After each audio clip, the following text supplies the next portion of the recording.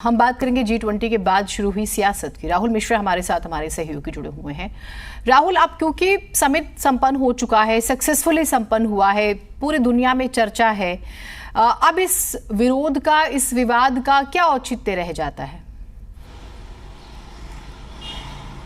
देखिए कि समिट हो चुका है और समिट भी देखा जाए तो सक्सेसफुल तरीके से इस समिट को संपन्न कराया गया है।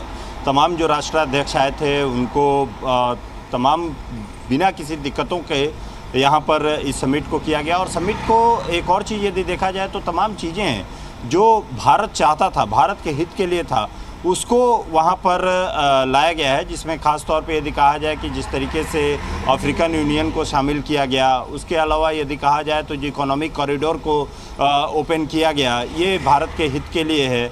उसके अलावा जैसे जब यूक्रेन की ही बात यदि किया जाए, रूस और यूक्रेन की ही मुद्दे पे पूरी सहमति एक बनाना, भारत ने सहमति वहाँ पे बनाई। ये तमाम चीज़ें हैं जिसमें कि कहीं देखा जाए तो भारत की तरफ से ये एक सक्सेसफुल इवेंट के तौर पे इसको किया गया है और जो केंद्र सरकार ने किया है। लेकिन इसमें एक जाहिर सी बात है कि विपक्षी पार्टियां कहीं ना कहीं इस पर ज़रूर राजनीति करेंगी।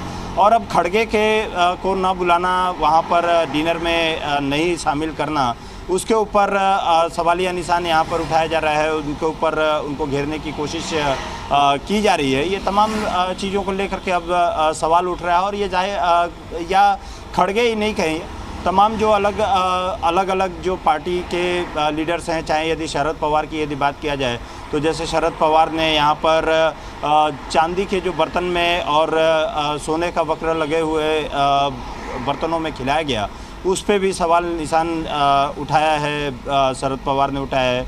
उसके अलावा यदि देखें तो मल्लिकार्जुन खड़गे ने पहले ही सवाल उठा दिया था, जयराम रमेश पहले ही सवाल उठाते हुए आए हैं। तो तमाम जो लीडर्स हैं विपक्ष, अब कहीं सीधे तौर पे इस पे राजनीति कहा जाए या विपक्ष जो है सरकार को घेरने की इन सभी कई एक मुद्दों पे उठाने कोशिश कर रहा है। लेकिन एक सबसे बड़ी चीज़ है कि G20 का जिस तरीके का सक्सेसफुल इवेंट रहा, G20 जिस तरीके से पूरा उसको सक्सेसफुली किया, सरकार ने उसको यहाँ पर बनाया, उसे अचीव किया, ये एक बड़ा सवाल, कहा जाए तो अचीवमेंट भारत के लिए और कई लिहाज से यहाँ पर अचीवमेंट है। यदि हम जैसे इकोनॉमिक कॉरिडोर की हम बात करते हैं तो इकोनॉमिक कॉरिडोर में सीधे तौर पे 40% यदि कहा जाए कि 40%, एक तो पहली बात समय की भी बचत होगी, उसके साथ ही साथ समय के साथ साथ यहाँ पर जो ईंधन है या जो समय जो ट्रांसपोर्ट फेरी करने की चीज़ें होती हैं,